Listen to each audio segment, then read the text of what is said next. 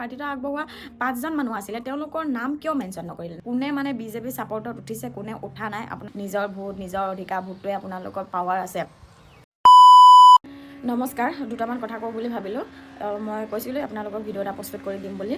এতিয়াতো গম পাইছে আপোনালোকে, আমাৰ চিচিবগা সমষ্টিৰ পৰা নিৰ্দলীয়ভাৱে প্ৰাৰ্থিত্ব আগবঢ়াইছে আমাৰ নন্দীগিৰি ভূঞা ডাঙৰীয়াই। আৰু কালি আমাৰ চিচিবগা সমষ্টি চিলাপথাৰলৈ আমাৰ হিমন্ত মামা আহিছিল, আপোনালোকে গম পায়। তেওঁ কি কৈ গ'ল সেয়া মই ভিডিঅ'টো লগাই দিম বাৰু, আপোনালোকে শুনিব। ইয়াততো কংগ্ৰেছ নাই, কি এটা পাৰ্টি উঠিছে ইয়াতে? কি উঠিছে? নিৰ্দলীয়। কি চিনত উঠিছে? এটা চিলিণ্ডাৰ আৰু এটা কি টিভিত ভোট দি কি লাভ হ'ব? টিভিততো ময়ে ওলাই থাকিম, হয়নে নহয়?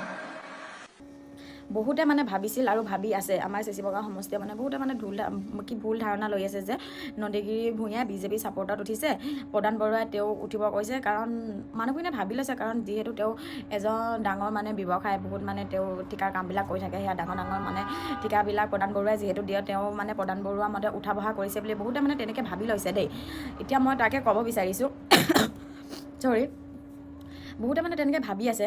এতিয়া মামা ভিডিঅ'টো আপোনালোকে চাইছে, গম পাইছে তেওঁ কি কৈছে যে ইয়াততো কংগ্ৰেছ নাই, আৰু কি দুটা পাৰ্টি উঠিছে বুলি কৈছে। তেতিয়া এজন মানে ৰাইজৰ দলৰ পৰা উঠিছে, গম পায় আপোনালোকে, দুলাল বৰুৱা। আৰু আমাৰ নিৰ্দলীয়ভাৱে পাৰ্টিটো আগবঢ়োৱাটো 6জন হৈছে, বাকী 2জন, এজন বিজেপিৰ পৰা আৰু এজন ৰাইজৰ দলৰ পৰা উঠিছে। তেতিয়া নন্দীগিৰি ভূঞা ডাঙৰীয়া যদি বিজেপি ছাপৰ্টত উঠিল হয়, তেতিয়াতো হিমন্ত মামাই কেতিয়াওতো এইটো মানে ইনডাইৰেক্টলিয়ে হওক বা ডাইৰেক্টলিয়ে হওক, কেতিয়াওতো তেওঁ কথাটো মেনশ্যনে নকৰিলে হয়। বাকীতো আৰু নিৰ্দলীয়ভাৱে পাৰ্টিটো আগবঢ়োৱা 5জন মানুহ আছিলে, তেওঁলোকৰ নাম কিয় মেনশ্যন নকৰিলে? নাম নকৰিলে নামটো বাৰু এতিয়াও মেনশ্যন কৰা নাই, তেওঁলোকৰ চিম্পলকেইটাহে মেনশ্যন কৰিছে। তেওঁলোকৰকেইটাও তেওঁ মেনশ্যন কৰি থৈ যাব লাগিছিল।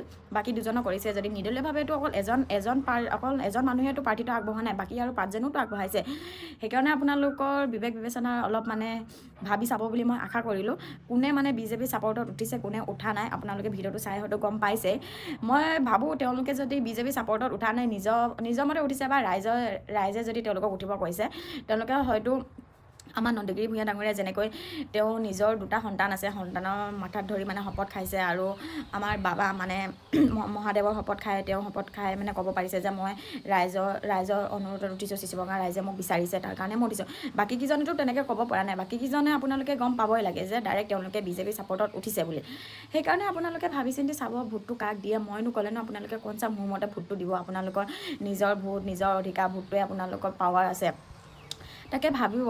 কিন্তু মামাই মানে গম পাই গ'ল, মই মানে যি ভাবিছোঁ আৰু, যে চিচিবগা সমষ্টিত এবাৰ ভাল যুঁজ এখন হৈছে, সেইকাৰণে তেওঁ আহিবই লাগিব। আৰু জীৱন গগৈ হ'লে অকণমান মানে প্ৰচাৰটো চলাবই লাগিব, যিহেতু তেওঁ মানুহজনক চিনি নাপায়। কিন্তু আমাৰ নন্দীগিৰি ভূঞা ডাঙৰীয়া ৰাইজক ইমানে সহায় কৰি থৈছে যে, দুখীয়া ৰাইজক। তেওঁ মানে এতিয়া আমি কেম্পেইনিং কৰিব যাওঁতে মানুহবিলাকে নিজে কৈছে, অ' দাদা উঠিছে, আমি খুব বেছি ভাল পাইছোঁ, দাদা এনেকৈ দুখীয়া মানুহক ইমান সহায় কৰি থৈছে, আমাক তেওঁ সহায় কৰি থৈ দিছে। তেনেকৈ মানে মানুহবিলাকে যেতিয়া কয় ন, মানে খুব বেছি ভাল লাগে। আৰু আমাৰ নন্দীগিৰি ভূঞা ডাঙৰীয়া, তেওঁ কোনো মন নাছিল যে ৰাজনীতিলৈ আহিবলৈ বা ৰাজনীতি খেলিম বুলি তেওঁ ভবাও নাছিলে। কিন্তু আমাৰ চিচিবগা সমষ্টিৰ মানে আমাৰ চিচিবগা ৰাইজ বুলি ক'ব লাগিব, সমষ্টি বুলি ক'লে ভুল হ'ব। সমষ্টি বুলি ক'লে বহুতখিনি এৰিয়া কভাৰ কৰে, তো তেওঁলোকে হয়তো নিবিচাৰিব পাৰে, আমি যেনেকৈ বিচাৰিছোঁ। এতিয়া আমাৰ ৰাইজৰ অনুৰোধতহে তেওঁ নিৰ্বাচন খেলিবলৈ আগবাঢ়ি আহিছে। কাৰণ আমাৰ চিচিবগা ৰাইজক মানে এনেকুৱা এজন ব্যক্তি লাগে, যিজনে আমাৰ হৈ মান মাতিব পাৰে, যিজনে দুখীয়া দুখ বুজি পাব। বাকীবোৰ আৰু কি, আৰু যিকেইজনে উঠিছে আজিলৈকে তেওঁলোকৰ না কিবা দুখীয়া মানুহক সহায় কৰিছে বুলি কিবা এটা কথা শুনিছোঁ, না কিবা এটা ভিডিঅ' দেখিছোঁ, একোৱেতো দেখা নাই। তেওঁলোকে আকৌ কি ৰাজনীতি কৰিব, নিজৰ ঘৰৰ মানুহখিনিক ধনী কৰিব, নিজৰ পকেটত মানে একদম নাতি পুতিলৈকে প্ৰপাৰ্টি কৰি ল'ব। কিন্তু আমাৰ নন্দীগিৰি ভূঞা ডাঙৰীয়া নিজে এতিয়া যিমানটো ইনকম কৰে, তাৰে মানে 25% দুখীয়া ৰাইজলৈ তেওঁ সহায় হাত আগবঢ়ায়। যাৰ মানে একেবাৰে অৱস্থা পাতি বেয়া, যাৰ কাৰোবাৰ যদি ৰোগ হয়, মানে ডাঙৰ ৰোগবিলাক হয়, যেনে কেঞ্চাৰ, তেওঁলোকক মানে তেওঁ বহুত বেছি সহায় কৰি আহিছে। আমি তেওঁলোকৰ ভিডিঅ'বিলাক শ্বেয়াৰ কৰিলে হয়তো গম পাব, বহুতে গম পায়, মই ইমানকৈ নক'লেও হ'ব আপোনালোকক। কিন্তু যিসকলে মানে ভুল ধাৰণা লৈ আছে যে তেওঁ বিজেপি ছাপৰ্টত উঠিছে বুলি, তেওঁ ইলেকশ্যন জিকাৰ পিছত প্ৰধান বৰুৱাই মানে তেওঁ উঠা নমা কৰিব, কিবা কিবি মানে বহুত তেনেকুৱা বিতৰ্ক হৈছে। তাৰ কাৰণে মই ভিডিঅ'টো প্ৰস্তুত কৰিছোঁ। এতিয়া মোৰ মানে টোপনি ক্ষতি হৈছে যে মই মুখে মানে কি বকিছোঁ গমেই পোৱা নাই, জানেনে? অলপ মানে কিবা কিবি ভুল হ'ব পাৰে ৱৰ্ডবিলাক, তাকে আপোনালোকে ভুল নধৰিব। আৰু মই মুখখন দেখিছেইচোন, গুটিবিলাক ভাল হৈছে নহয়। এইকেইদিন যিহেতু আকৌ টোপনি ক্ষতিও হৈছে বহুত বেছি, বিয়াৰ পৰা ভালকৈ শুবই পৰা নাই, বহুত বেছি টোপনি ক্ষতি, সেইকাৰণে এনেকুৱা হৈ গৈছে ফেচ। কি ক'ব আৰু ভিডিঅ' আহিব, আপোনালোকক জনাম তেওঁ কিমান ভাল কৰ্ম কৰি থৈ দিছে। সেয়া এতিয়া একেটা ভিডিঅ'ত দিলে বহুত বেছি দীঘল হৈ যাব, মানুহবিলাকে চাই মানে বৰিং পাব, মোৰ ভিডিঅ' স্ক্ৰল কৰি পঠিয়াই দিব, মোৰ এনেই যাব ইমান কষ্ট কৰা।